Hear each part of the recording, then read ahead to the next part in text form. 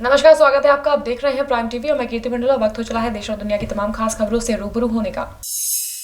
लखनऊ में 2 दिसंबर को मिशन इंद्रधनुष के तहत बच्चों को बीमारियों से बचाव के टीके लगाए जाएंगे। इसके तहत बच्चों को पोलियो, खसरा, रुबेला, रोटा वायरस, टिटनेस सहित 7 तरीके की बीमारियों से बचाव के टीके लगाए जाएंगे। इस कार्यक्रम का आयोजन गोमती नगर के रेनेसा होटल में किया जाएगा। वहीं कार्यक्रम की अध्यक्षता करते हुए चिकित्सा मंत्री जय प्रताप सिंह ने कहा कि बच्चों को जानलेवा बीमारियों से बचाव के टीके जरूर लगवाने चाहिए। उन्होंने कहा कि बच्चों की रोग प्रतिरोधक क्षमता कम होती है, इसलिए ये टीके जरूरी हैं। लखनऊ में होने वाले डिफेंस एक्सपो कार्यक्रम के लिए लखनऊ के गोमती रिवर फ्रंट से पेड़ काटे जाने के विरोध के बाद नगर निगम ने यू टर्न ले लिया है। नगर निगम का कहना है कि पेड़ नहीं काटे जाएंगे, सिर्फ सजावटी पौधे स्थानांतरित किए जाएंगे। आपको बता दें कि गोमती रिवर फ्रंट पर हनुमान सेतु पुल से खाटू श्याम मंदिर तक डिफेंस एक्सपो के तहत टैंक राइडिंग होनी है। इसके लिए प्लेटफॉर्म डेवलप किया जाना है, जिसकी वजह से हजारों पेड़ों के प्रभावित होने की बात नगर निगम द्वारा कही गई थी, लेकिन जब इसका विरोध शुरू हुआ तो प्रशासन ने पेड़ काटे जाने से इनकार कर दिया। एक्सपो की कुछ कार्यक्रम river front, Gomti river front पे होंगे, जिसका नोडल विभाग नगर निगम को बनाया गया है। उस कार्यक्रम में केवल एक कार्यक्रम है जो टैंक राइडिंग का है। उसके लिए गोमती रिवर फ्रंट में जो हॉर्टिकल्चर का वर्क हुआ है, किया गया है एनडीए द्वारा, उसमें से कुछ हॉर्टिकल्चर वर्क को शिफ्ट करने के लिए हम लोगों ने पत्र लिखा था एनडीए को। किसी पेड़ को काटने के लिए या किसी बड़े पेड़ को हटाने की कोई योजना नहीं है, न इस कार्यक्रम में कोई आवश्यकता है।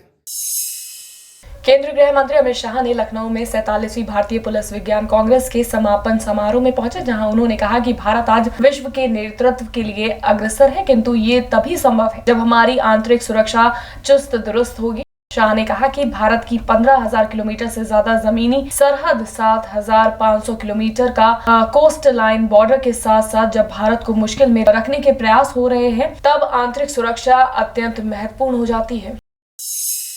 ललितपुर में सर्राफा व्यापारी अनूप जैन नजा को बीते दिनों पुलिस ने चोरी का माल खरीदने के आरोप में हिरासत में ले लिया था। इस मामले में सर्राफा एसोसिएशन ने लामबंद होकर गुरुवार और शुक्रवार को बाजार बंद रखकर पुलिस की कार्यप्रणाली पर सवाल उठाए थे। मामले को लेकर शुक्रवार को सर्राफा एसोसिएशन ने अध्यक्ष मज्जू सोनी के नेतृत्व में सरकार व्यापारी के साथ उत्पीड़न किए जाने, गलत प्रकार से दोषी करार दिए जाने, साथ ही भविष्य में व्यापार में आने वाली समस्याओं को लेकर पुलिस अधीक्षक मिर्जा मंजर बेग से मुलाकात के दौरान सर्राफा व्यापारियों ने एसपी को ज्ञापन भी सौंपा।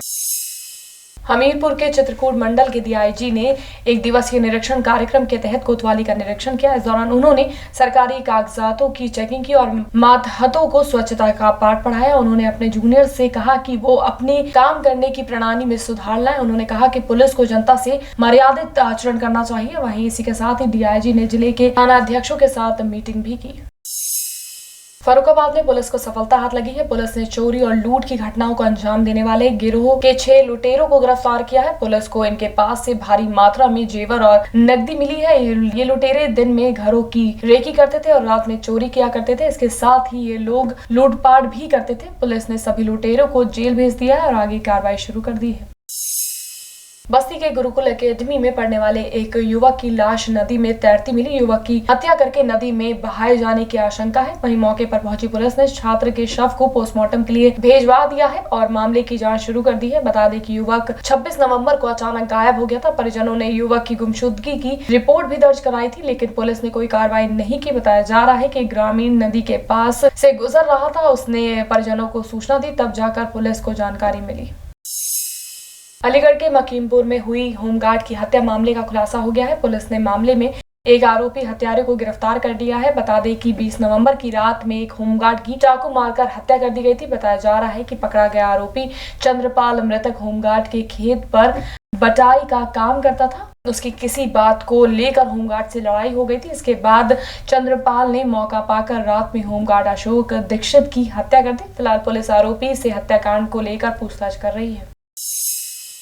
प्रतापगढ़ के बेला मंदिर में एक युवक को 3 शादियां करना भारी पड़ गया। मंदिर में युवक की पहली पत्नी आ गई और उसने जमकर हंगामा किया। इसके बाद उसने पुलिस बुला ली। मौके पर पहुंची पुलिस ने आरोपी युवक को गिरफ्तार कर लिया। बता दें कि महिला प्रीति की शादी काफी दिन पहले जितेंद्र पांडे से हुई थी, लेकिन कुछ मतभेद होने के कारण प्रीति अलग रहने लगी। इसके बाद युवक ने मुंबई जाकर दूसरी शादी कर ली। वहीं चुपके से वो फिर से तीसरी शादी करने जा रहा था। वहीं उसकी पहली पत्नी को इसकी जानकारी मिल गई, जहाँ उसने पति को सलाखों के पीछे भिजवा दिया।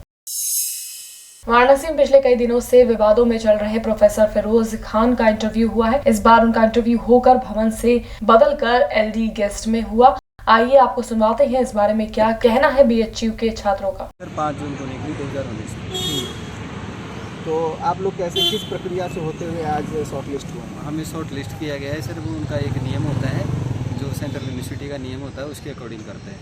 उसमें से ऊपर के टॉप 10 को बुलाते हैं। यदि पहले उसका इंटरव्यू हुआ है तो भाई ये तो गलत है ही। अगर पहले हुआ है और वो लेट होते तो कोई बात लेट होते हैं तो वो तो उस चीज़ के वो मतलब पक्षधर हैं ही। ठीक।